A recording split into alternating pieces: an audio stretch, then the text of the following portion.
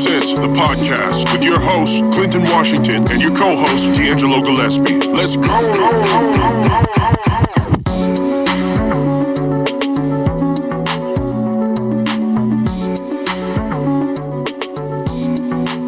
Ladies and gentlemen, welcome once again to 2 Cent the Podcast. Hey, I'm your host, your favorite Uncle Clinton. Mm-hmm. Hey, and I'm sitting here with the dreaded one, Mr. Single out here in these streets. Undefeated. Mr. Every time I use one of your nomenclatures, we get in trouble. Hey, listen, man, you know what it is. Hey, it is what it is. Today's episode is a tough one. Welcome back. And we go jump into it. Oh, we just go pretend that none of that shit just happened? No, we'll keep that for the blooper reel. Okay. All right. Well, then welcome back for the first time. Yeah, welcome back. Welcome back to something you never been to. But anyway, all right. Today's episode is your child came out of the closet. What now? All right. So we're going to find out from parents who their kids came out of the closet, revealed that, they were gay. And, we want to find out from the parents, how did you respond and what would you recommend for other parents dealing with the same situation? Now, let me back up a little bit. When I say dealing with the same situation, I'm not saying that that's a problem. All I'm saying is sometimes we're just not well equipped to deal with certain things that's put in front of us. So on our panel today, we got a couple sound like coronavirus victims on the other line. Don't say that. Okay, enough of that. Okay, I'm just saying we coughing and hacking. I hope we can't get it through the airways. Social distancing is in effect. Yes, we got a couple of my homegirls from Atlanta, some ATLians, folks that are willing to stay up past their bedtime. We appreciate it. And we really appreciate y'all. We gonna start off with my homegirl Tangie. What's going on, Tangie? Hey, it's me again. So y'all gonna keep with the again. Okay, you know what? Let's get the audience some context. The elephant in the room at this point. Listen, we did about 8.5 minutes of this podcast, but I forgot to hit the record button. Yeah. All right. Really? So all that beautiful bean footage. It was good. It was good it's all too. good. It's all good, but you know what? We got this thing right this time, and we gonna keep pushing forward. Y'all gonna leave me alone, man. Hey, This is our first podcast, guys. It's not our first episode, but it is our first podcast. Hey, we learning. Y'all. I keep telling y'all, quit pouring me Ciroc. Shameless plug for Ciroc. Hey, Diddy, you send me a check, man. Appreciate it. Just a little check. I don't need a big one. But anyway, we gonna get into this. Also on the line from ATL. Somebody else who has a football team that sucks. We got the homegirl Sonya. How you feeling, Sonya? I'm feeling good. What's up, Clint? What's up, Angelo? I'm all right. All right. And sitting here in front of us in the studio in this illustrious apartment 22. Hey man, don't tell them where I stay. No, do not tell them where I stay. I'm not even fucking around like that. Hey, I got a good insurance on him. You got good insurance. But sitting here with us, I got my homeboy. Already has the address. Oh yeah. You know what? We gonna stop right there. What up, Chris? How's it going? Chris is one of my homeboys. We coached football and wrestling together.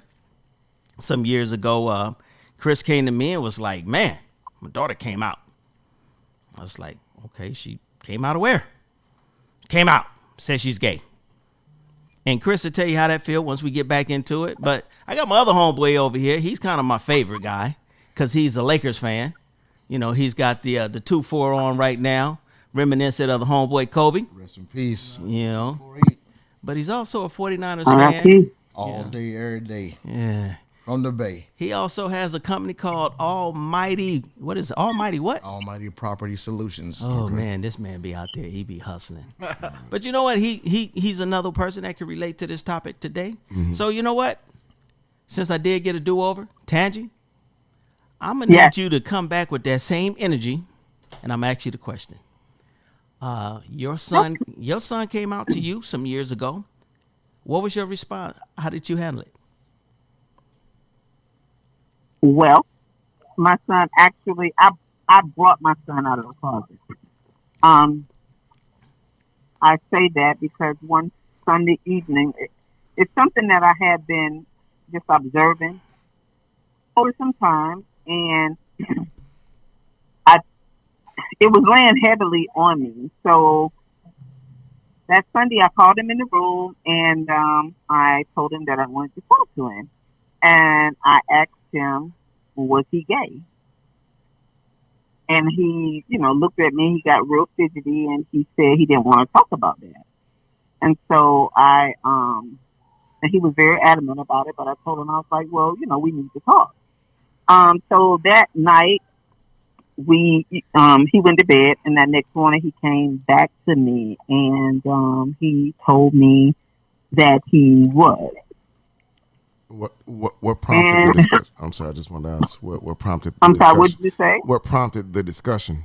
Because you said you sat him down to have a talk, and I was just wondering what prompted the discussion. How did you know you needed to have a talk with him? Well, Lifetime kind of prompted that. Okay. Yeah. Yeah, it was a Lifetime Sunday, and they were it was a series that had came on, and that's what they were talking about. There was a Caucasian kid that came out to his parents, and it moved me to have that conversation because the kid he attempted suicide, and I definitely did not want that for my son. And I even saw those type of behaviors. I'm pretty good with reading energy, and it was definitely something that had to came off with his energy, and so that kind of also led to me wanting to have that discussion with my son. So you felt like you had seen a few signs, and you just were being a proactive parent, so to speak. Right. Okay. It's something about a mother's instinct. Like I knew, and I knew from a very early age, just based on little things that he would do, his mannerisms. Yeah, I knew. Okay. So we go move this along to Chris. Chris, years ago you and I had this discussion. I can almost remember it, and remember your response. Why don't you tell us what was it like for you? Well, kind of what Tanji said. You kind of see little signs when they're younger, but you don't push that. We didn't push the issue on him. My daughter, she's a tomboy. Okay. So we kind of had a feeling she was leaning that way, but you never can tell. Okay. But when she did try to come out to us, she was terrified. Okay. Because society told her that coming out is dangerous. Coming out, people are going to reject you. So when she finally came out, she was scared to tell me because she didn't know what my reaction would be. But she told her mom. She told her mom first. Okay. And then I kind of knew, but I didn't want to press the issue with her. So when she finally came out to me, it was hard for her to even say it. She was terrified for some reason. And I told her, I said, why are you scared to do this? So I don't want you to get mad. Get mad about what? When she told me, well, I'm gay. I said, well, okay. And she kind of looked at me like, what? I said, I kind of knew you were gay, And she was like, well, I didn't want to tell you because I didn't know what your reaction would be. I told her, listen, no matter what you are, you're still my kid. Right. It doesn't matter what people tell you. I'm not going to be mad at you because of something you are. So we sat down, we talked about it, and over the years, she's more comfortable now as an adult to confide in me, and stuff she thinking because her mom is not a guy. I'm a guy, and she kind of leans that way. Okay. As being more masculine. She tries. Right. Yeah. She's still a little girl. She tries. She's still daddy's girl. Yeah, she's still scared of the dark. But, she always come to me about stuff, and I always tell her, it doesn't matter what people say or what people think, be yourself. Okay. If people don't like you, so what? So we also got the homegirl Sonia on the line. All right. Sonia your daughter came out to you. Now, you know what? Let Yes, me circle back. Let me circle back. I want to. Hold on. Let me circle back just to get some context. Yeah, I and wanted then the you take- ages. I just want the ages. And that's exactly what I was Okay, going to. okay, that's Chris, what how old was your daughter when she first came out to you? 12, I think so. 12. 12 or 13 years old. All right, 12 or 13, and that's around the same age Tangi said, about 12 or 13 when she asked the question of her son. Okay. All right, Sonia. Now you. Yeah, so my daughter is 12 and she'll be 13. So there's a similarity there. But yeah, my daughter, basically how she came out was from a series of fights and just head-to-head incidents that we were having, going through puberty and things like that. And I have a very strong parenting style. As y'all know, I'm raised by a truck driver, so I parent like that, right? Right. So I'm thinking when she's rebelling, she's rebelling against my parenting style and really because of the things that I'm expecting of her and telling her to do. But what it really was is that she's rebelling against herself and really having to hide who she was. So we were having a heated debate, and I check her phone, of course, and I'm seeing different types of apps on her phone. And one app in particular that I kept having her to delete, that she kept adding back to her phone. And I'm like, what is this? I'm like, are you gay? I just asked her, are you gay? She's like, I'm not gay, I'm pan. And I'm like, okay. And I'm worldly enough to know that I know that pan means pansexual. And when she said it, she just like broke down in tears and almost like, well, she told me because I asked her a couple of questions to prepare. She was like, she felt like a weight had been lifted off of her shoulders, that she could actually be herself. And I actually was relieved because what I recognized is that I wasn't dealing with my child holistically. I wasn't dealing with a whole person. And when she was able to come out to me, she felt like she was able to really be her authentic self and present to me my whole child. Man, that's what's up. I got, I don't pretend to know everything. I have no idea what pansexual is. Can you help me? I mean, but I felt like when me and Clinton always do these podcasts, I think half of the reason why we do a lot of these is because a lot of times we don't understand shit. I'm telling you right now, I have no idea what pansexual is, and Sonia, please school me. Look, I had to Google it myself because I'm like, isn't pansexual bisexual? But it says it's not being limited in your choice. My daughter actually said, like, I love everybody. So I'm not limited in my choice of only being in a relationship with a man or only being in a relationship with a woman, that I see myself opening to be in a relationship with any person that I choose.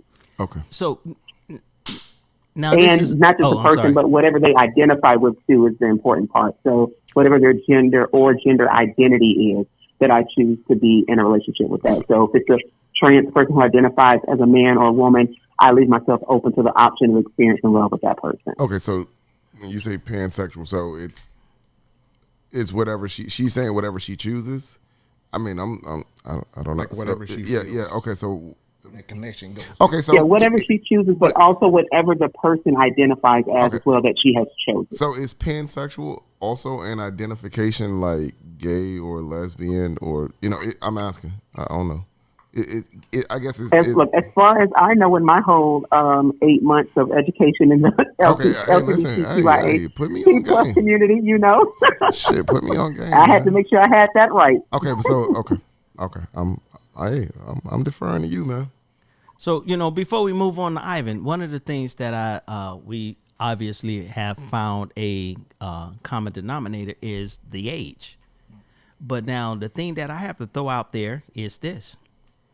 Were your kids, had they had sexual experiences that led them to believe that they were gay? I don't know. Hold on. I want to ask this of the parents.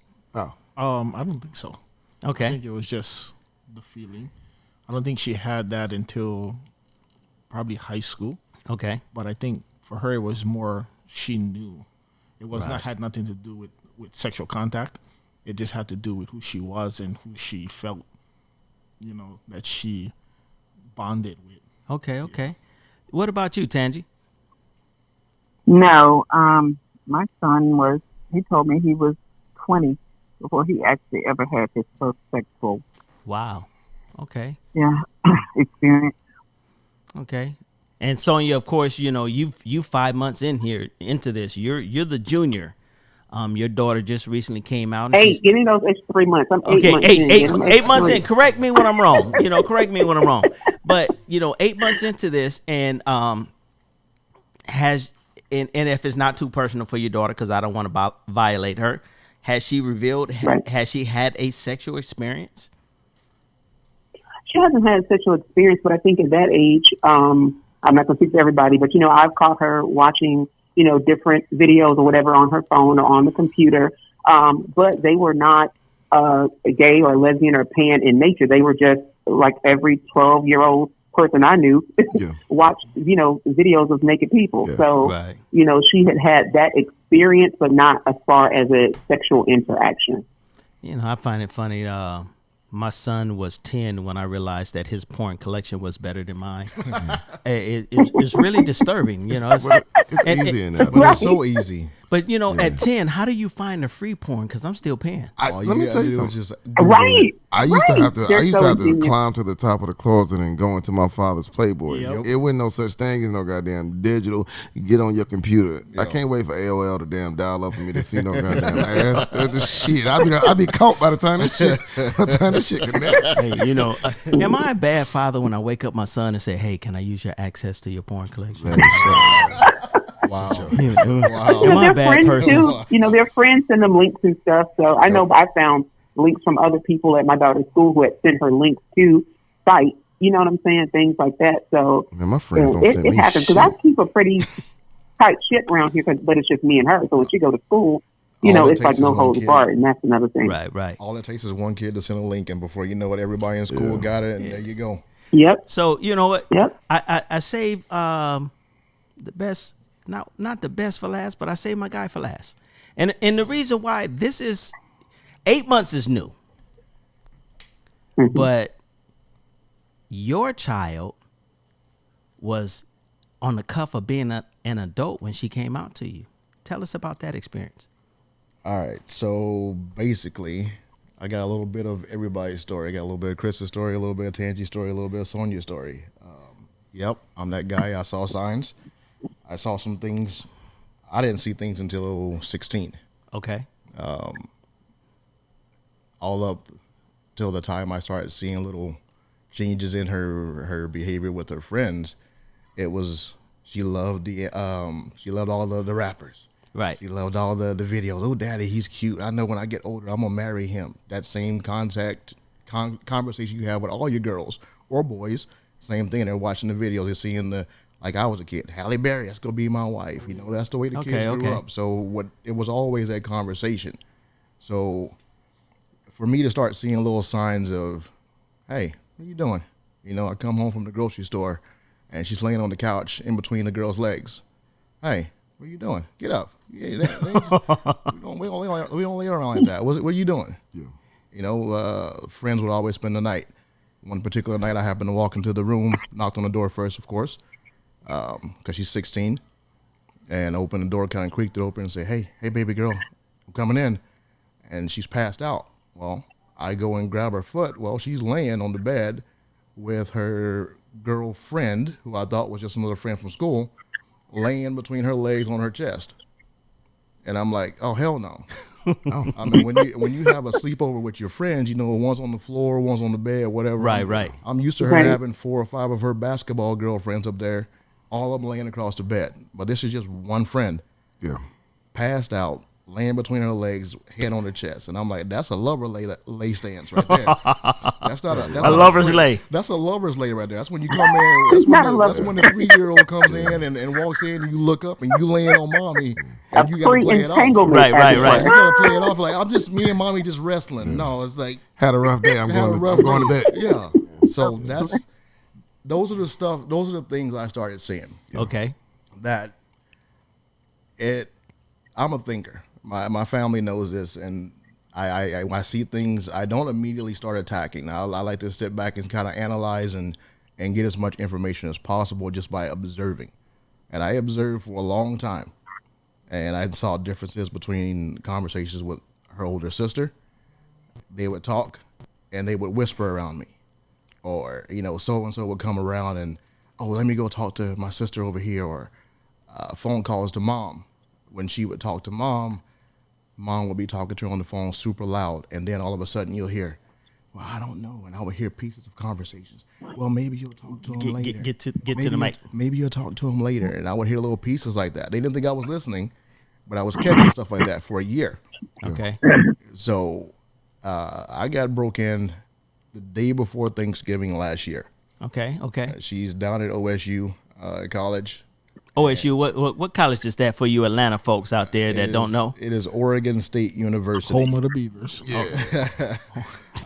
So she's down there, and she's coming home for Thanksgiving break. And I hear her on the phone with my wife, and I'm cooking. I yelled at my wife. I'm like, hey, if you're talking to baby girl, make sure you tell her that when she comes home for Thanksgiving break to leave her friend at home, because I want to have some alone time, family time with just you and the fam or whatever.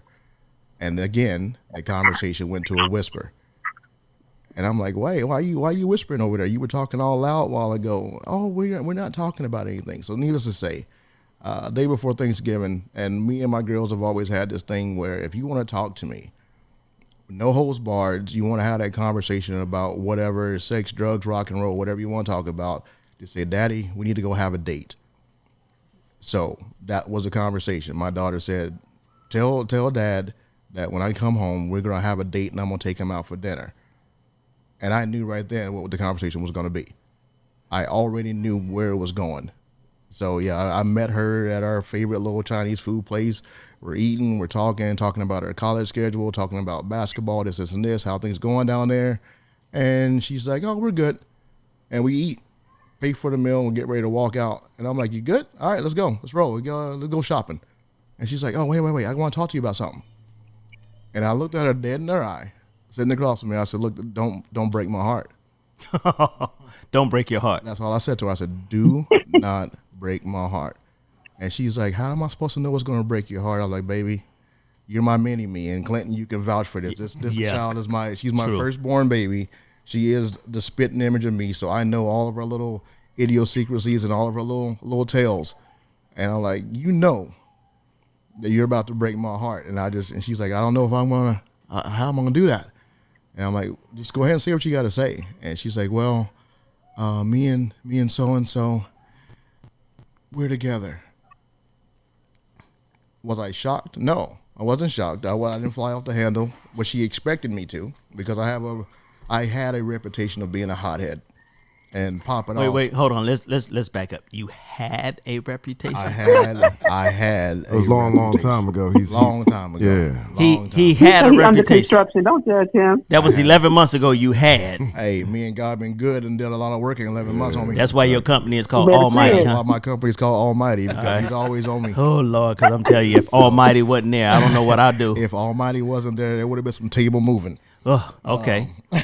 Continue on. So needless to say, and when she said it, it wasn't like a shock expression on my face. I just looked at her and said, no, I don't believe in that. You know that. And that's all I could say to her. I'm like, I hear you.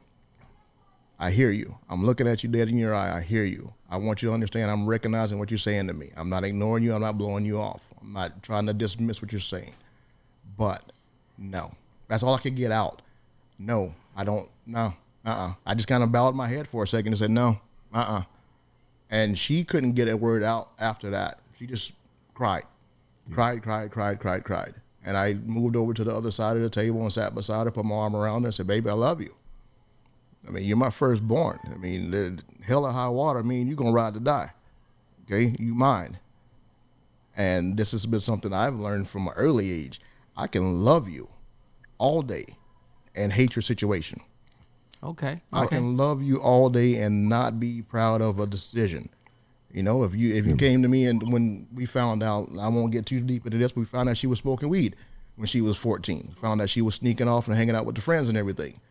I know your daughter quite well. And she told me about that, and I laughed my ass off because she has a very poor memory. Yeah. I'm sorry, love.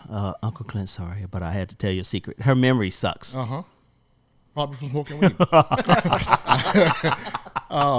But yeah, I mean, we had the same kind of instance then. And it was like, you know, I know you're doing something, and then you hide it from me, and then you don't want to tell me, and then when I find out about it, it's better for you to talk to me. I've told them this since they were kids. Talk to me. Whether I get mad or not, whether I go into my little prayer closet, my thought closet, my angry closet, where I go in the garage and beat the hell out of a punching bag, and I come back and talk to you 2 weeks later and be like, okay, I've worked it out. You know, I heard you talk about beating stuff, praying or whatever, but not burning your 49ers gear. Oh, come on, Clint. No, I you know what? See, That's wrong. there's a reason why I have a concealed handgun license. just for niggas like you. See, you made me say niggas. Just for niggas like I got a question for y'all. Yeah, what's up? Now, And then I have a comment about what you're saying. do you as well. think that so I'm not sure. I guess we all men are. I'm sure we're within 10 years of each other. Yep. I got a question. Now, just going by how I was raised and how I grew up, do you think your response was more faith-based, or we just, as men, this is how we were taught, this is what's in us? Like, and I have a daughter. Every man in here got a daughter. So we all know that no matter what, that's my little girl. Yep. That's the one I hurt you about. I'll kill you, and I wouldn't think. Yep. I wouldn't think twice about it. Think twice about it. So it's always a position of love, but also, like, do you think that, you know, do you think it's a faith thing, or do you think it's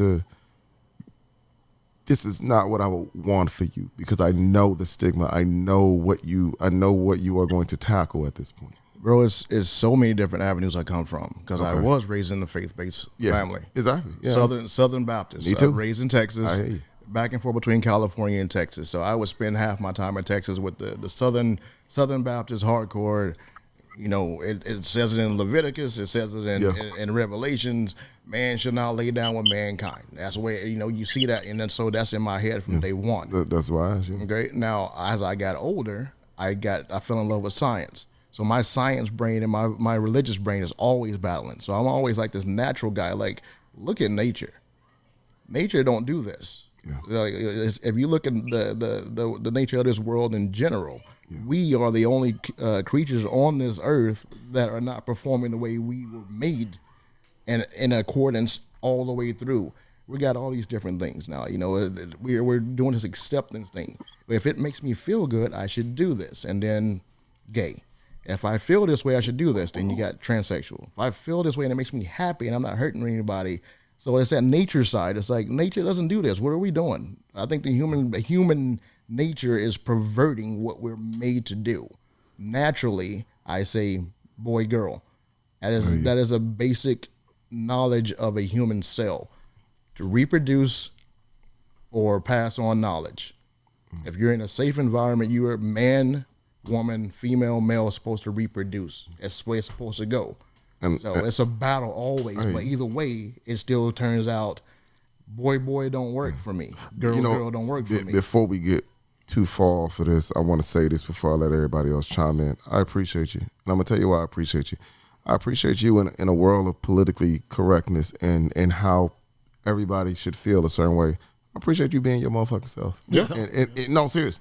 Because while I won't say my views are not yours, but I appreciate that you got yours. Yeah. You get what I'm saying? I feel like sometimes people get in rooms, especially with me and Clinton, and they start being somebody fucking else. Don't be nobody else, man. No. Because and I'm going to tell you why you can't be nobody else. You be somebody else, we ain't going to learn shit. Nope. We ain't going to learn shit, and you ain't going to learn shit because we can't even have a real fucking conversation because ain't nobody being themselves. Too busy trying to copy somebody else. If I'm D'Angelo and you supposed to be Ivan, and then you fucking come in here, you and Bill, and I'm like, what the fuck is Ivan? Yeah, exactly. You know what I'm saying? Exactly. So I just want to tell you that I turn it over to y'all. And before you start real quick, the age thing. So after having the conversation with my daughter, she did tell me that she started feeling this way around junior high, that 12, 13-year-old age. Okay. Even though I didn't start seeing signs of it because she had a boy friend. Okay. Actually took her to prom freshman and sophomore year. Right. So there was that throw off that it never came, and it wasn't until like 16 I started seeing the other little signs. And then, so that's the age thing. That 12, 13-year-old time frame is what she told me.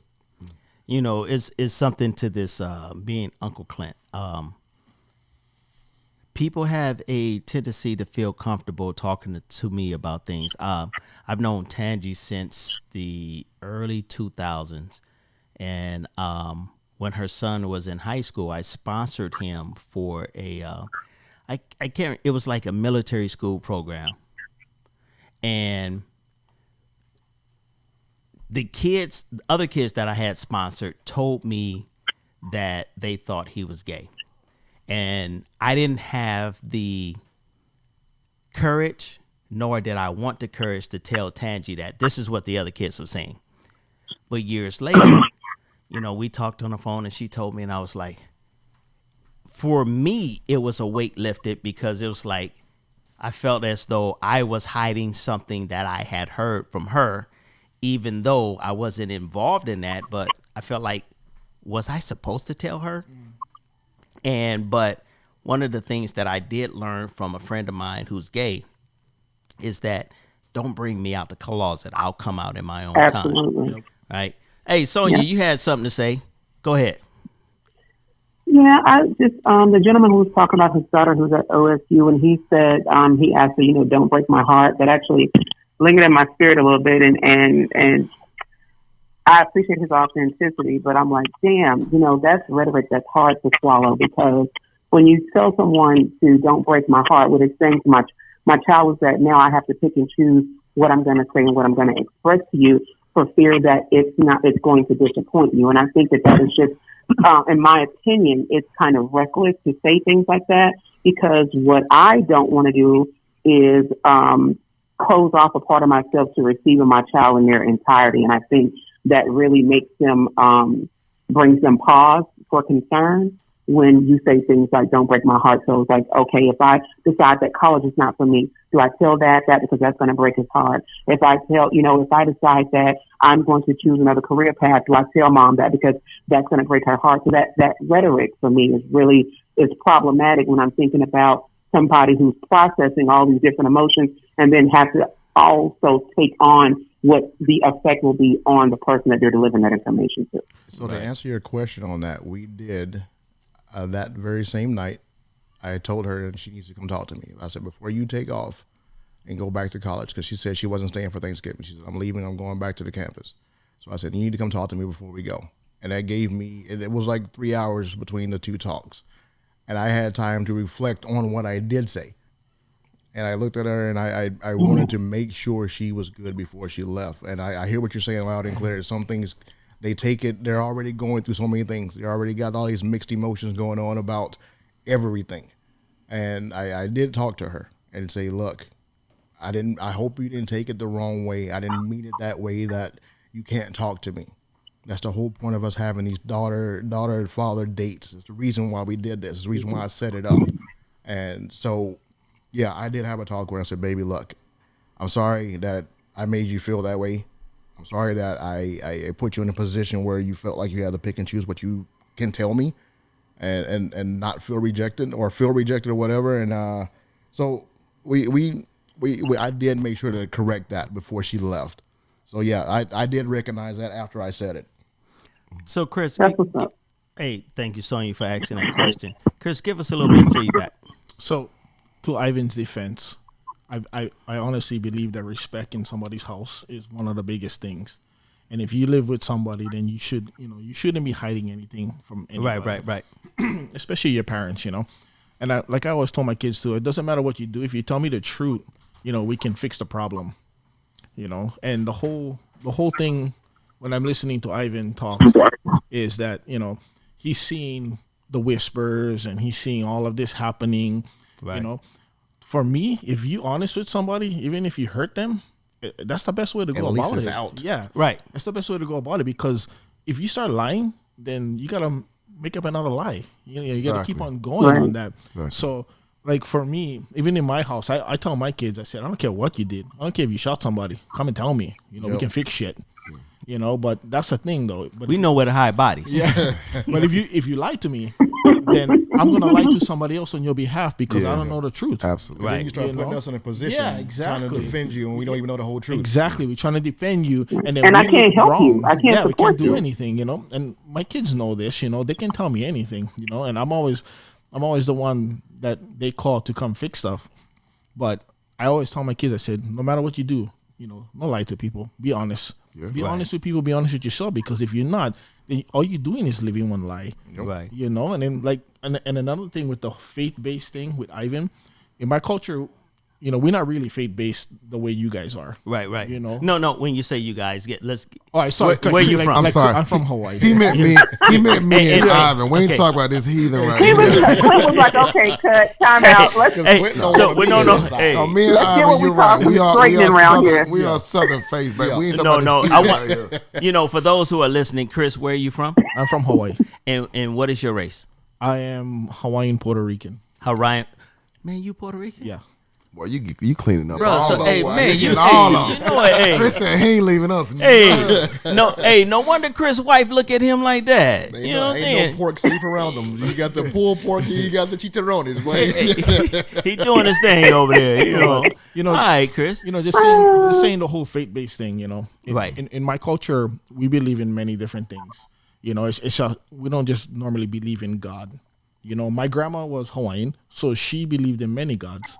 And we were brought up that way. You know, we were brought up. There's a word that we use is aloha. Everybody knows that word, but they don't really know what the word really means.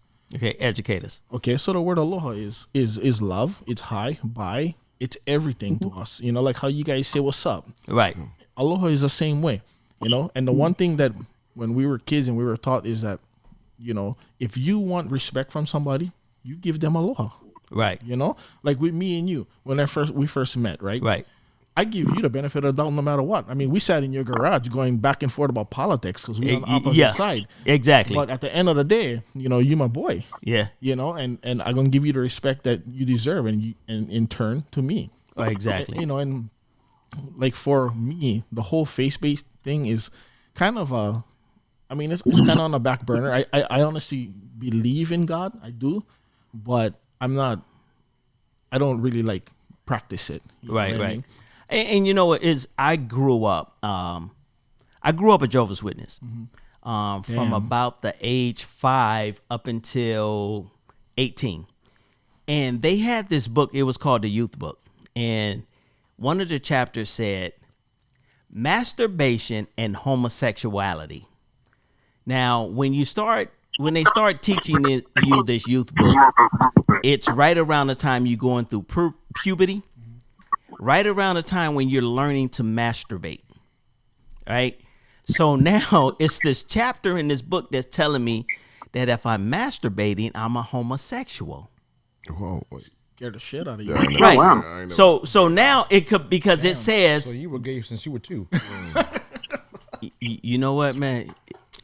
You wasn't wearing that Kobe shirt right now. But throwing anyway, it out there. no. But the thing about it is, this chapter of this book said masturbation and homosexuality. So it made two of the things the same. They coupled them. Right. So as they're teaching me this, because as you know, 12, 13 years old, they start reading this chapter to you. I'm going, man, I just beat my meat last night, but I don't want to sleep with a dude. But they try to relate the two. You know what I'm saying? That's the kind of rhetoric that scares kids to come out, though. Exactly. That's the kind of stuff that makes kids feel terrified about coming out because it's something, to me, that kind of stuff is controlling. Exactly. You know, and this is what scared my daughter coming out because she didn't understand if we would feel against her or we would be with her, you know? But again, like how you said, you read this in a book and now you're like, oh my God, I just did this. So Right. what am I? You know, and as a kid, people telling you this kind of stuff, it puts fear into you, you know, and I think that's why a lot of kids have a problem, especially with their parents. That's why they come out to someone else. And that someone else becomes an advocate with them to come out to their parents, you know. I honestly think that's what a lot of kids, that's that mental block they have, that this is bad, I shouldn't do this, but this is the way I feel, you know. And it took me a while to get past some of that too as an adult, you know, just understanding, hey, this is my kid. You know, I cannot change her. You know, I cannot beat it out of her. Right. You know, but I gotta understand her, and I gotta understand where she's coming from. Even with my wife, it took a while, because my wife wants grandkids. I don't want grandkids, but she does. But it's like, she's like, so you're not gonna have kids? I'm like, that's what you're getting out of this, Exactly.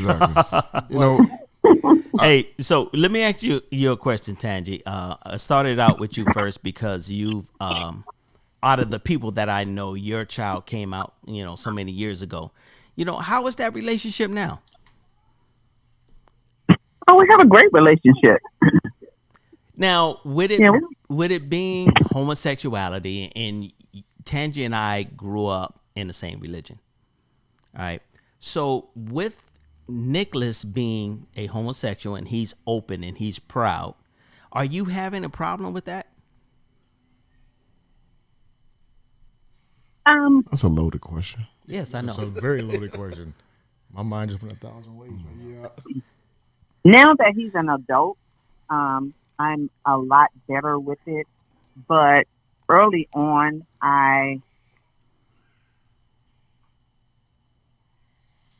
it was hard because it's kind of like having an ugly child. Nobody wants. Wait, Tangi, what'd you say? Did she say an ugly child? That is the realest shit I ever heard. That's the realest shit I ever heard. Wow. That's a good analogy. Damn. But I don't think nobody, I don't think a lady and a man get together and say, "Hey, let's have a gay baby." No. So it was hard for me because I felt like I had to protect my child.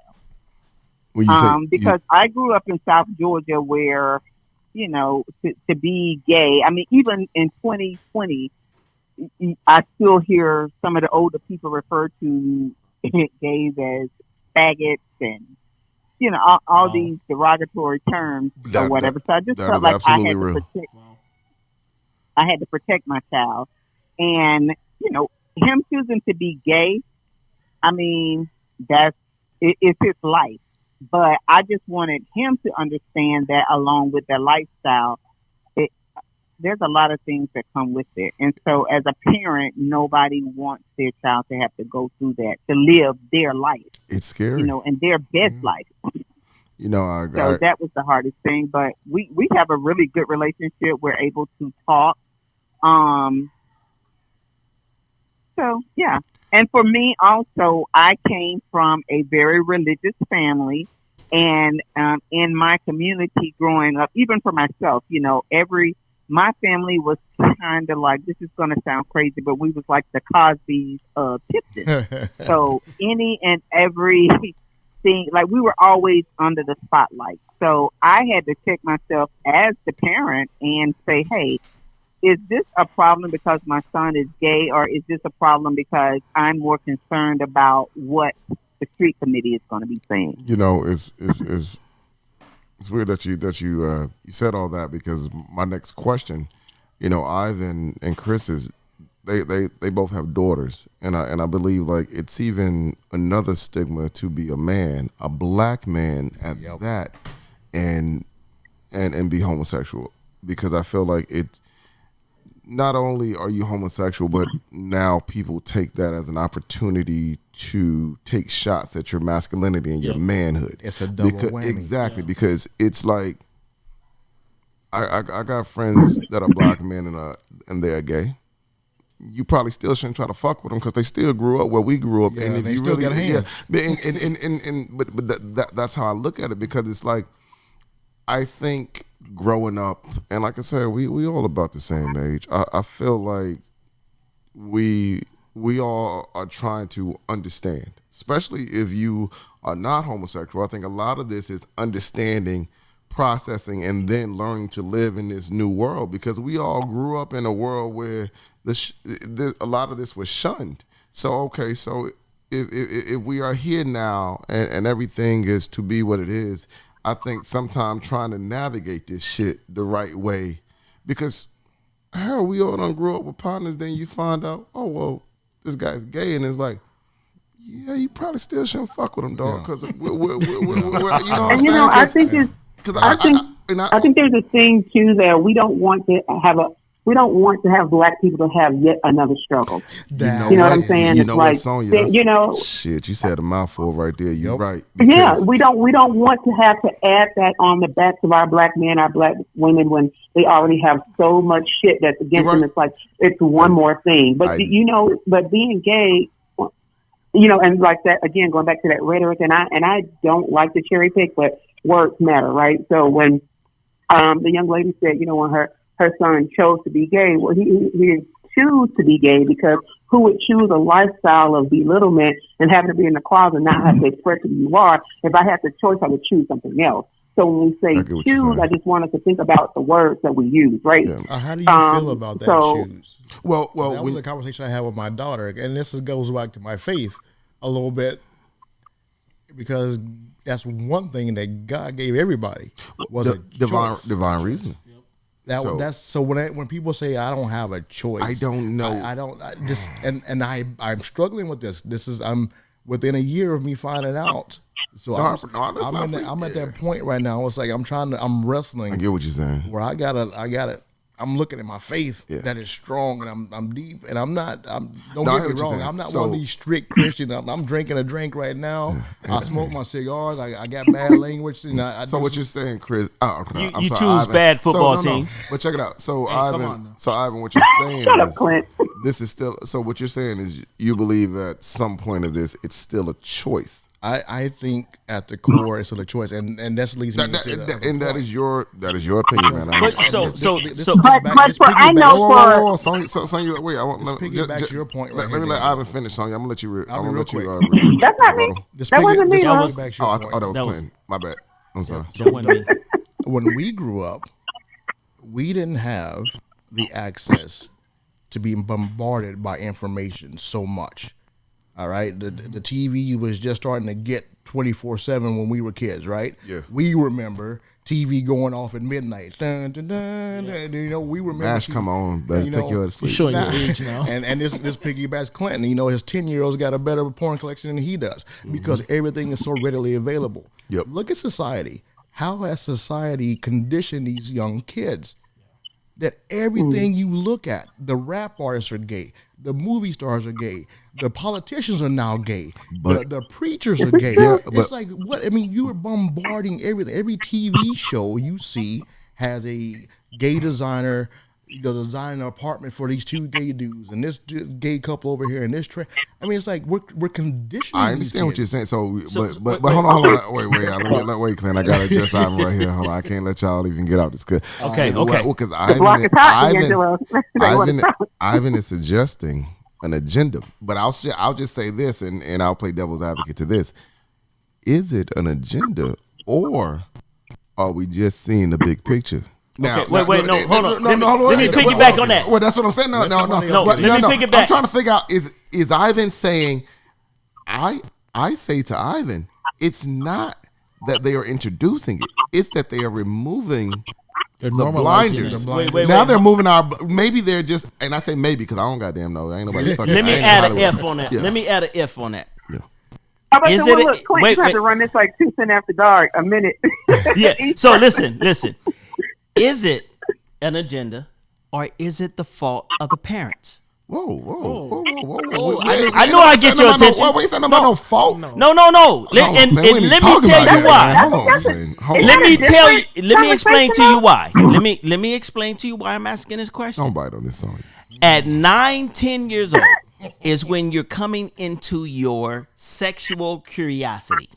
But he said No. maybe it's been this way. Listen. 9-10 years old, you're coming into your sexual curiosity, right? At 12, you're probably full-blown sexually curious. But you know what? We as parents, what do? We make it acceptable to have sleepovers that are male and male, female and female. So have we set our children up that when they're going through this sexual curiosity, they're there with the same sex? Nope, I don't think so. Clint, you can't do that, Clint. You know what? My I gotta daughter's try. never had a sleepover in her life. Clint, So. we've been having sleepovers I don't all know our about that. lives, man. Clint, you can't do that, man. So to your point on that, Yeah. what Ivan is saying, we grew up in a different era, Okay. right? I think in our children's era, I think it's more normalized this kind of Okay. culture, it is a lot more normalized for us. Like he said, I remember the TV going off. I remember being ashamed to look at the Sears catalog, the underwear pages, to flip by that. Man, I used to love page J24. I told you. Oh, and Jet, get it how you live. Oh, Yeah, but what I'm saying Yeah, is it's normalized. Right, Yeah, right. bro. Culture, I got you, bro. for our kids, it's nothing. It's not like oh he's gay. No, it's like everybody you see, like how he said, you see it on TV, you see it in music videos. It's being normalized. It's become a culture. But maybe it Right. was always normal. Maybe we were being Or shielded. we from suppressed it. But there you go. Yeah, There we you go, Chris. suppressed But that's that, what I'm saying. I agree with that. I agree with that. Ivan, I hear you. You're right. Maybe they are pushing it. You can't turn on the TV without seeing it. You're right. Maybe they're pushing it, or maybe the shit was always there and they've always hidden it. Yeah. You know what I'm saying? Like You it. throw an extra added in there now. Like the You ugly throw child. You throw the extra in but you there. know what, Ivan? I'll tell you what. I think it was there, but I think that Watch this. that gay revenue dollar is so big that if I have to push this agenda to get those They gonna do it. Okay. LGBTQIA dollars, Now, I agree with that then because now that they is- need that is the everybody thing to that be I'm gonna do. represented. Yep. Now they need everyone to be Yep. represented. And listen, man, hey, 2 Cent listeners, me and Clint, we love everybody. I need y'all to know that coming off the rip. But I like conversations like this because, like, I don't want my. We love you better if you have a don't- subscription. Yeah, well, yeah, I would. I would definitely love you better. But I like conversations like this because I don't like people who are afraid to come in here and don't try to be politically correct for us, man. Say how you feel. That way we can have a real conversation. And I agree. Now I feel like everyone must be represented. To what Ivan was saying, we must all be represented because the second that everyone is not represented, then even if you are not being oppressive, you will be labeled oppressive. Yeah. Right. You know, even if you ain't fucking even thought about it. If somebody come in and say, well, we'll say all 4 of us got a business, but we got a small business, but we just happen not to have no women working for us, and we got 15 men in there. Yeah. Now, we ain't fucking thought about it. Maybe we own a damn construction company. Yeah. Now, we ain't hiring no women. Somebody can easily come in there and be like, damn, Ivan, Chris, Clint, D'Angelo, y'all ain't got no women in here. What y'all doing? Y'all hate women? Yep. Well, we just didn't know she wanted to bust this damn concrete up. Well, maybe y'all should. But you see what I'm I see saying? what you're saying. The shit can happen, and even if you ain't watching it, you can still be labeled it 'Cause just by society not is conditioning just by us. not being aware of everything moving around you. But y'all, So, Agree. and one of the things that to keep in mind, anybody that's wrestling with their sexuality, or maybe you're wrestling with your relatives or your child's sexuality, you know what? Live your life. Live who you are, because in the end and at the end of the day, nobody can stop you from being you. You know, Came in by yourself, you're leaving by yourself. So we go we're almost running out of time, but Tangi, we're gonna start with you. All right. And I've already asked you about, where are you and your son right now? All right. But you know what? I'm gonna throw a little twist to this because that's what I do. There's no traditional marriage. Nicholas won't be walking down the aisle with a female. All right. Sonia, same thing. Chris. well, no, you can't say that about Sonya because She's paying. She's paying. You never know. You never know. Yeah, well, you never know. But okay, Chris and Ivan. It looks like the tradition is thrown out the window. But Starting with Tangi, is that something you deal with, or are you okay? Whoa, what do you mean? Both of those are synonymous. Deal I know. with it, okay? I You know. got to be. That's what I do. You got no choice. I mean, what? No, hold on. Let her answer. Tangi, As far I as don't even understand the question. yeah, it's not for you. That's why you don't understand. I'm okay. You good? No grandkids, no bride, no. I can still have Stop grandkids. playing My ice. son wants Stop to. putting My ice on. son wants to. can't say no grandkids. No, because no. That's another subject right there. Man, Did- adoption did- is real. Listen, All right, let me stop. Everybody stop. Hey. Tangy, go ahead. hey, at 2 Cent the Podcast, the reason why we ask open-ended questions like that is because there's somebody out there who has this question. They want to know. So I'm going to throw this question out there. You know? She didn't finish answering. All right, go ahead, Tangi. And let me say this. Damn, so you ain't even got to your ass. What you mean? Oh, no, It's not me. Why did you? say Sonya. That's Oh, damn, Tangy. y'all sound the same. God, I damn. told you that. Remember? I'm sorry, Hey, Tangy. I never Matter of said fact, a word. I tell you what, I'm sorry for both of y'all. Y'all ass do need to meet each other. Y'all sound the same. Her answer, yeah. Go for it, Tangy. I'm sorry. Well, first of all, for me, I've never wanted grandkids. Okay. You and But Chris. my son, my son told me all the time that he's gonna, that I'm gonna be a grandmother. Like, he loves kids. He wants kids. Okay. However, he don't speak of making me a grandmother with another. Of course, two men can't, but he wants to adopt. Okay. So I just good. as well could be a grandmother. Hey, tell But, Nicholas to call me on the phone. I got 2 kids available right now. I'll pay the airfare. This dude. But as far as him walking down the aisle with a man, that's not what he want to do. And Okay. let me say this, just because, my son has really enlightened me on a lot of, I guess, things that I believe about gay men. He said, like, it irritates the daylights out of him because he's gay. He don't like all men. And it annoys him that men think that just because he's gay, that, Right. he's Yeah. attracted to them. Like, So- he's not. so- And it's not. So, Tangy, I'm sorry. Let me cut you off. When you and I first No, let me talked finish. about this, you brought up the fact You that better finish. no, hold on. You brought up the fact that Nicholas had pointed out that the men who were coming at him were men who were down low and married. Damn. I remember that was his pet peeve. He hated it. Yeah, I mean, he still talks about he hated it. I remember picking him up from work one night, and he got in the car. I had a friend of mine visiting from Michigan, and when he got in the car, it was like he was in a twilight. And Right. I kept saying, "You okay? Are you okay?" So after he came upstairs, he came out of the shower. I went in the room, and I was like, "What is wrong?" I was like, "What happened at work?"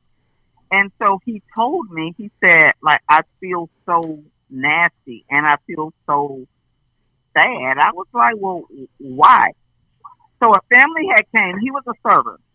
A family had came, and he waited on the family. And he said at the end of them having dinner, the lady went to the car, the guy paid the tab, and the guy came back and asked him for his phone number.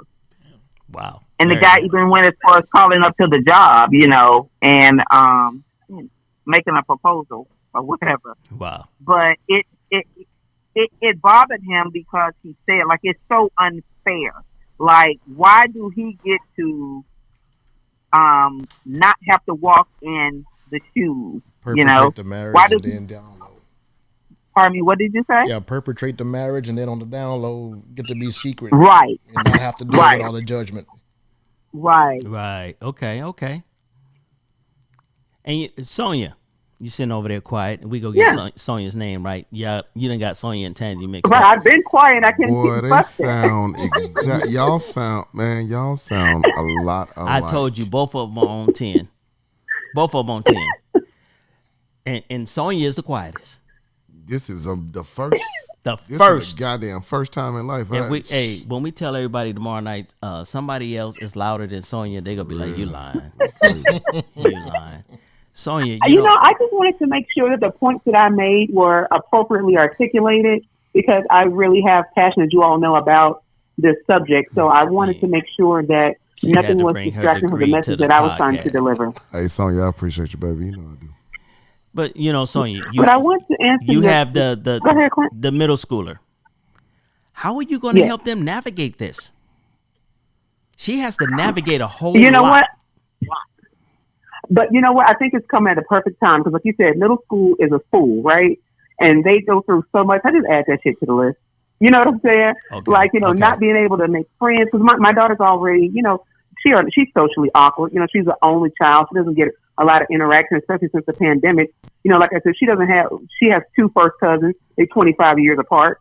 So, she is a very different upbringing and lifestyle. So what I say is that there are going to be a lot of things that she has to challenges that she has to navigate through. And I just added to the list. And I just have one short point about when you talked about Go ahead. tradition, what you feel about tradition going out the window. And I just want to say that, we all are in that covered cloak of tradition is amazing. But people have been in 30-year marriages that they hate to be in and can't stand the bitch next to them for 30 years because of tradition. People have been in a job they don't like because somebody told them they got a good government job, don't quit because of tradition. Right. So those type of things, like we have to think about that. We have to redefine what tradition that we are going to create, which one that we're going to embrace, and which ones just don't work for us. I hear you. So, Chris, your daughter came out around 12 or 13.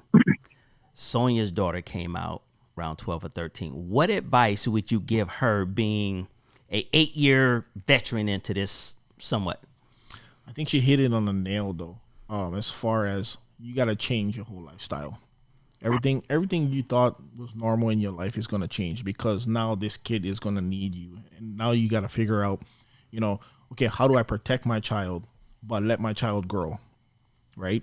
So you got to, like what she's saying, she's reading up on this stuff because most of us don't know what all of this is. Right. So you read up, you get yourself knowledge, and then that's how you protect your child. You protect them by the knowledge that you get from the culture that they're in right now. Not necessarily you jumping in the culture, but you got to understand their culture. Right. Because if something happens, you cannot blow off the handle because you have no idea what's going on. So you familiarize yourself with the culture, you get educated, and that's how you help your child. Whatever questions they have, you can be there to answer those questions, like the pan thing. I didn't know what that was. Right. But going back to your traditions, for me, as far as marriage, I don't think anything changes. That's still my daughter. I still gonna walk her down the aisle, even though she's walking down the aisle with another woman. Right. That doesn't change. None of that changes. It's just it's how you approach it. As dealing with this when she was younger, we had more time to, figure stuff out. We had more time to understand where she was coming from, With some people, they don't have any time. It's like, boom, hey, there it is, figure it out on the fly.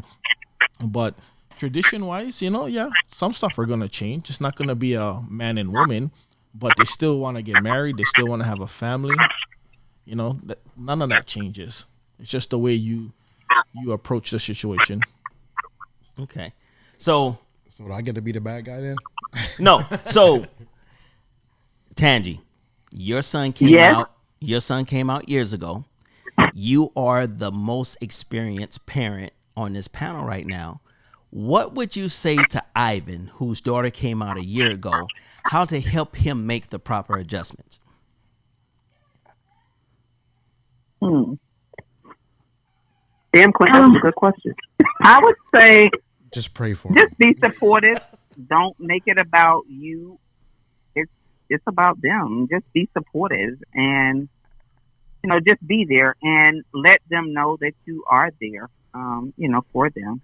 Because I think the worst thing that anyone can do is turn their back on their child that is gay and have someone out there in the street give them power over your child and giving them the power to convince your child that they love them more than their family do. Man, that's what's up. Now, for most of you guys that don't know, Chris's daughter came out years ago. Oh, I'm getting a hand signal here. Go ahead, Ivan. What you got to say? First of all, let's address the whole tradition thing about the marriage. Okay, let's do that. Grandkids and all that real quick. I'll give a quick spill. It goes back to my nature thing. I don't believe it's something in me that just says this is not going to work out the way you think it's going to work out. Okay. 2 men obviously can't have kids. 2 women obviously can't have kids.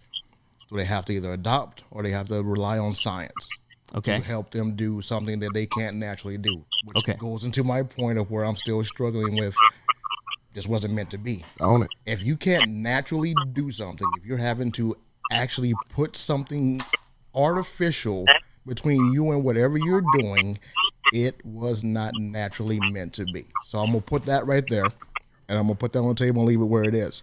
Now, when I think about my daughter, this goes back to D'Angelo's point earlier. I got a girl. You ladies in Atlanta have boys. So I think I would have taken it a lot harder if it was my son. I think I would probably still be a mess right now if it was my son. So to address the whole thing about the kids, you're not gonna have. How do I put this? I don't even know how to say it out loud. It's like if my daughter had a baby with a man, you know what you're getting, right? Man, woman, they make a baby. You know their tendencies coming from that side, you know, coming from your side. If you're having to artificially inseminate something from somewhere you don't even know where it came from, the doctor can tell you any damn thing where that sperm came from. You don't know what you're getting. So it's like that unnatural thing. So that tradition thing, I'm still in transition of trying to reconcile that in my head. It's like, you're my baby. You're my bloodline. You're my mini-me. I know exactly where you came from. Right. I know where your tendencies come from mom and dad. And you want to have kids. Yeah, but you didn't know what you were getting. But you're not doing it natural. Own it. So you're going to have something being put in your egg, whether it's your egg or your partner's egg or whatever. And you're just going to roll the dice and say, whatever comes out, there it is. So it's like that. There's some, and then walking her down the aisle. Yes, that's my baby. I'm going to do whatever she wants me to do to make her happy. But every parent has that immediate dream when they have their baby, whether it be a boy or girl. They see a line the moment they know they're having a boy. The moment they're having a girl, they have a line of imagining seeing their daughter in a white dress with the handsome man, or the handsome man with the beautiful girl in the white dress. Everybody has that dream immediately, whether you admit it or not. I can acknowledge. You know what? You acknowledge You it. see a line. Yeah, I think we have that dream. That's why I said, when don't break my heart. You broke my line, and I know it's I not think we about all me, have that. and I have to reconcile that in my own way and say it's not about me. It's about the love for my child. But the elephant in this room, between us four, what you ladies don't know in Atlanta, the elephant in the room is Chris's daughter, who came out at 12, happened to go to school with my daughter. And she was the friend that was spending the night at my house when I found her between legs, when I found her laid up, cuddled up in bed. So I know who Chris is because we were football coaches together. But he coached older kids, I coached the younger kids. We were so far apart, we never knew who each other were. We saw each other. But my daughter kept asking me, hey, Dad, do you know who Amelia's dad is? I'm like, why you keep trying to get me and Amelia's dad together? What are you trying to accomplish? And he come to find out it was his daughter that my daughter decided to come out with and partner up with. So that's why that's the elephant in this room, which you ladies don't understand. It's hard. I don't bash the kid because she stayed in my house all the time. I love the kid. Right. But it's hard to look at that same kid because they were sneaking under my nose in my house. The disrespect was real. Man. And to find that out, and like we're talking about the whispers of my wife, the whispers of the older sister, the whisper of even my, all this stuff. Everybody knew what was going on. But I think I would feel the same way if it was a guy, if it was a boy, though. Yeah. In my house. So there's a lot more than just finding out your daughter's gay. It's finding out that this is going on up under your nose. There's some reconciliation needs to happen there. Man, listen. Yeah, that's the issue that I have. I'm like, I don't even care that it was two girls. I'm like, it was two kids. I swear to God, we are all living in a world where people, they feel compelled to motherfucking tell you, oh, the shit is all, no, it's fine, it's good, I'm fine. No, it's not fun. Shit, I'm still dealing with this shit. But that's what I'm trying to tell you. Until you say, yo, man, I'm struggling with this shit. I'm having a hard time. This shit is going against my faith. This shit is going against what I believe. I need to come to grips with it. I won't have grandkids. Like, this is all, that's all real shit. Real shit. But people will have you believe that, oh no, it's fine. Just love who you want. It gets deeper. I love you. Yeah, I'm gonna have a problem with that shit. But see, but I'm gonna love you. But that's what I'm saying. I appreciate it. People will hear this and they'll be like, oh well, he shouldn't feel like that. No, yes, the fuck you should. You should feel how you feel. And Chris, I'm gonna let you speak to it. So getting back to Ivan's situation, my daughter and his daughter are together. Yeah. And for me, when I first met Ivan's wife was at the high school, and I didn't know that they didn't know she was gay. So as I'm approaching Ivan's wife and his mother, I'm like, hey, how's it? How grandma? How you doing? Yeah. And my wife grabs me by the back of the neck and pushes me to the side, and she's like, don't say anything. They don't know. I'm like, what the fuck are you talking about? Exactly. So I pull both of these girls to the side, and I've told her many times, and she will tell her dad that I told her, I said, You need to talk to your parents now. You don't hide this from them, And I told her too, even today, we had a conversation. This is how I came here. Right. I had a conversation with Ivan's daughter in my yard, and she was explaining to me how, what was going on. What he was saying with the laying around. And I told her flat out, I said, that's disrespect. You're disrespecting your dad's home. I said, if you do that in my home, I'm going to tell you flat out. And she knows it, Right. I said, what you did was wrong. You should have talked to him. You should. And even when she came back from college, I told her, go talk to your dad. You need to. She said, oh, I'm scared. I said, listen, it's your dad. He has unconditional love for you. Yeah. It doesn't matter what you do. You're still his child. Always. But you got to talk to him. And see, that was the other knife right there. My daughter came back from college and never came home. Yeah. She moved in with him and his daughter. So that's another knife that I was like, what the fuck is going on here? Wow. But you know what? And this is the thing with that, though. And I would have to, step in on behalf of both girls. I am 51 years old. Damn. I'm 51 years old. And he's still a ram. You know what I'm saying? Did you whisper that when you said that? Did you? But, all did you that say you that know, low that's like what the you chose. tape wasn't going to pick it up? I'm 51 years old, and I am scared to shit of my mother. Stop whispering it. Now, Tangi knows I have some very deep conversations with Tangi about religion. She knows where my scars are when it comes to religion. I don't have the guts to tell my mother. I don't have the guts to this day to tell my mother I don't believe what she believes or I don't want to be in her religion. I pretend. So I can only imagine how these young girls who are 18, 19, I think 20, Terrified. They're terrified. I'm 51 and I'm afraid of a woman. You still got to be honest, though. You still Right. got to be And honest. you know what? But that's the thing about. You got to suck it up and just Yeah. become real But see, shit. that's easy when you're on the outside. But when you're that person that deep down inside, the decisions that you make are disappointing to your parent, how do you suck that up? I feel like we all want to please our parents. Right. But at the same time, Right. man, and I tell my daughter and my son all the time, don't fucking live this life for me, man. Yeah. Don't live this life for me. Don't live this life for your mama or your grandmama. I'm telling you, man, life ain't that long. And it's even shorter when you living that shit for somebody else, man. Yeah. Don't come out here trying to fucking please me, man. Yeah. I remember the day my dad, Those I remember facts. the first time my dad ever told me he was proud of me. Man, that shit made me want to cry. That shit made me want to cry right now. Yeah, like, that's- Man, if you cry right now, I swear to God. But you get what I'm saying? We all want to we all want to please our Quinn parents. said after. You can cry after me. Yeah. I You mean, can cry after. I feel like we all want to please our parents, so I can acknowledge that she's afraid because, Yeah. I can even acknowledge. I have a daughter, man. I can even acknowledge that if my daughter or son never have kids, will I be incomplete? I don't know. I don't Like your know. mind's broken. I don't know. I can truly. I don't want y'all ass to have no kids now. I'm telling both of y'all motherfuckers right now. That's straight from the rip. I do not. But I don't know how I'll feel in 15, 20 years. So I hear you, Ivan. I'm listening to you. I'm listening to Chris. This shit is real shit to acknowledge, and I think it's good that we all acknowledge where we are. And I just want to say to Ivan, don't speed the process up, man. No. Wherever you at with it, say how you feel because being transparent, Chris, wherever you at with it, shit, if you farther than Ivan, bring him along with you. Shit, but you get what I'm saying? I feel like he's got to be him. Yeah, Because if he exactly. changes him, But exactly. then it And messes up the process. Exactly. Right. But that's Yeah, what I'm but saying. there'll be some artificial shit that come out of nowhere. But that's what I'm just Yeah. saying. The real shit will come Yeah, out all of the nowhere. journeys are That's what I'm individual. saying. All the journeys are individual. Don't say you feel it when you don't. If you don't understand it, don't say you fucking understand Just it. like I told my daughter, I wasn't gonna do this if she didn't. I said, if you don't want to hear what I gotta say, I won't do it. That's what I'm saying. It's easy Right. to say, hey, look, man, this is where the fuck I'm at. Y'all want to help me?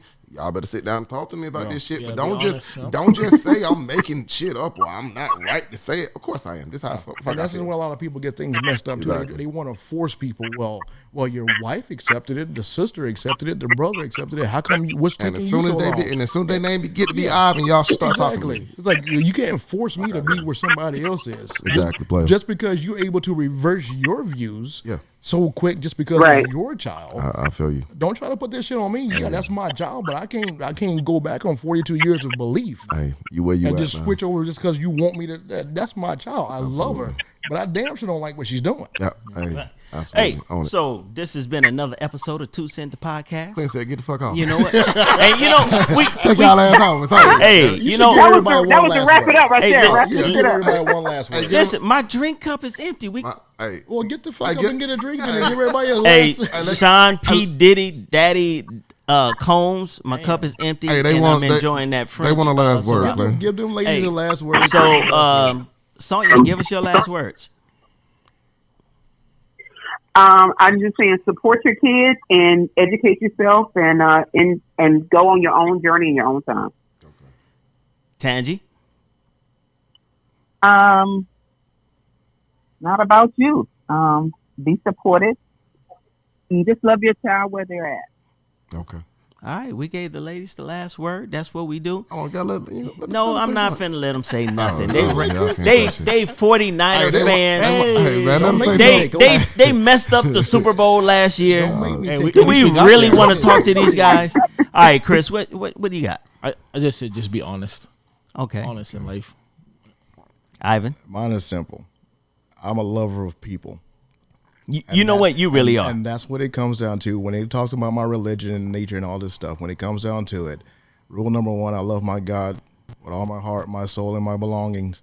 And two, to love everybody as you want to be loved. Yeah. So, no matter how I feel, there's a love regardless. D'Angelo. Hey, man, listen up. Respect everybody where they at in this lifetime, man. Don't be out here trying to goddamn please somebody else. I'm telling you shit, you gonna die a long time before your ass dead if you out here trying to fucking do shit for other motherfuckers. No true words. And coming from me, your host, you know what? Live your life. Live your truth. You can't live for anybody but yourself. Enjoy it as you live it. This has been 2 Cent the Podcast. That's my 2 cent. We appreciate y'all for tuning in. Appreciate Tangi, Sonya, Chris, and Ivan, and of course my co-host. We want to thank you guys. Peace. Later.